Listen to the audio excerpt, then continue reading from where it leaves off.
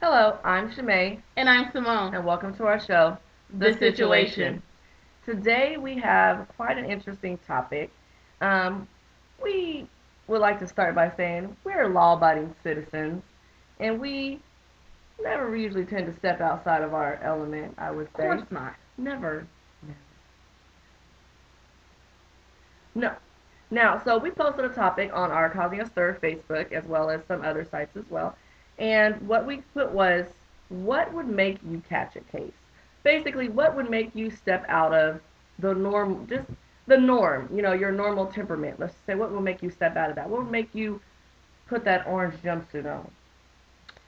I would definitely have to say the number one thing for me would definitely be, since I don't have kids, would definitely be anything that threatens my livelihood. Number two would be if I were a parent, my family, my kids. And number three, just just foul stuff. Just don't get foul with me. I mean, don't touch me. I don't do violence. Yes. So violence would definitely be a trigger for me to go bad. Don't get inside my box. Yeah, I need my bubble. Can I get my bubble? My box. If you get right here, Well, that's a threat. That's threatening, though. it's a To be that close to me. it's called an imminent threat in Yeah, I criminal mean, justice terms. technically, you're making me feel as though I should feel threatened. So I'm gonna,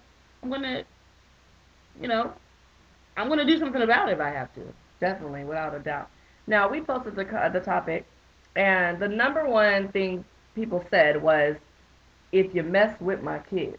Mm. Now, if I had children and you mess with my kids, I wouldn't think twice about protecting my child. Same thing, I wouldn't think twice about protecting my mom. Some other family members, we don't know. Just joking. But for the most part, my mom, my grandma, definitely. My dad, anybody just threatening them, period, especially physical harm. When you threaten somebody physically, it takes things to a whole new level. Definitely so. Now, I think as far as relationships, now a guy should not make you catch a case. What? I don't know. There could be some instances. I mean, For instance, if I come, I'm just saying, I've had conversations with other ladies. We hmm talked about this. If I owned a home with someone, we'd have happily married, and I come home, go in my room, my normal activities, and I look and I see someone in my bed that don't fit my description, and it's a woman, if it's a woman or a man, I'm going bad. and it's my name is on the either mortgage or the lease, which means you shouldn't be there. So I've had some friends say that if that happened to them, they'd probably walk in. The next thing they know, they'd be at the police station, and all they would be able to tell the police is, "I walked in, and everything faded to black." For all of you people who've seen Why Did I Get Married Too, I'm gonna do the Angela. Right. I'm going in there and I'm cutting loose. There is no way that I'm gonna put up with anything like that. And I think what it is, to be honest with you guys, I think what it is just you don't think in situations like that. You act drastically, and if it's in your nature to go there, then you're just gonna go there. Why do you think they have heat of passion crimes? That is actually a manslaughter case. Not saying either of us would go that far. We're just saying there is a reason why they make laws and different type of names or titles for crimes, because Things like that someone can really make you happen. step outside the box. The same thing is like self defense. If you come into my box and if you have a weapon, I might catch a case. I don't know what's going to happen if you threaten me like that. I I mean, if don't. you have a weapon, that's self-defense. So I might catch the case, but the case So typically orange, gonna get so thrown orange out. might only be my favorite color for a couple days versus like some years. You know what I mean? So I'm gonna read a couple feedbacks from our Facebook. Main thing people said was someone messing with their kids, someone physically hurting their kid. One guy said that orange is not my favorite color, but I'll wear it behind my son. And one said I would catch a case if I came home. The same thing, catch somebody in my bed. Somebody trying to hurt my child.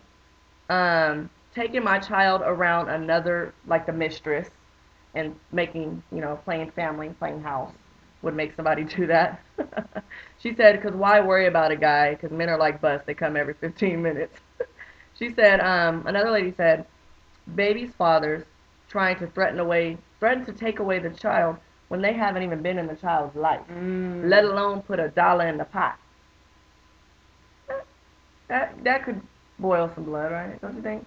I think so. I think it goes both ways, though.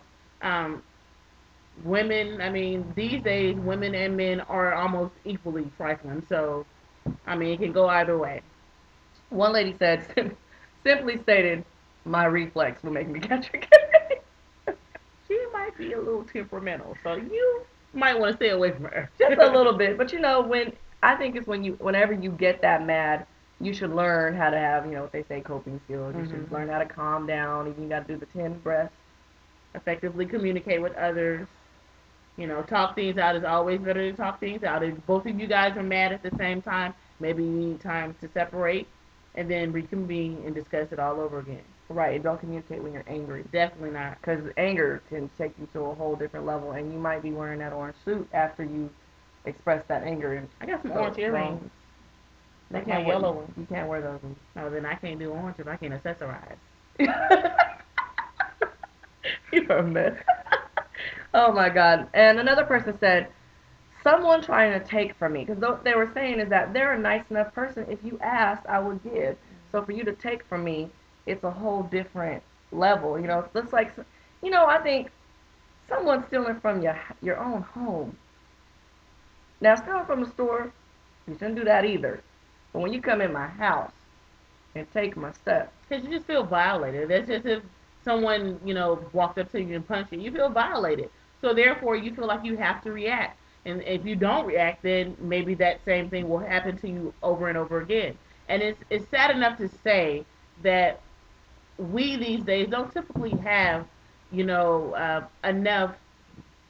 We don't typically have enough confidence in our legal system or our judicial system to trust, that the police will come in and take care of things and handle, their portion of it, or that the laws will really, be on our side. There's loopholes everywhere, so people are typically thinking, I have to take things into my own hands. Because it's not like back in the days. Back in the days when they had the police that were called bobbies and all those other things like that, you were able to take the neighborhood actually to, have their own justice. But these days, you do something crazy, you end up behind bars. You got to go to court. You got to fight the case. It's on your record.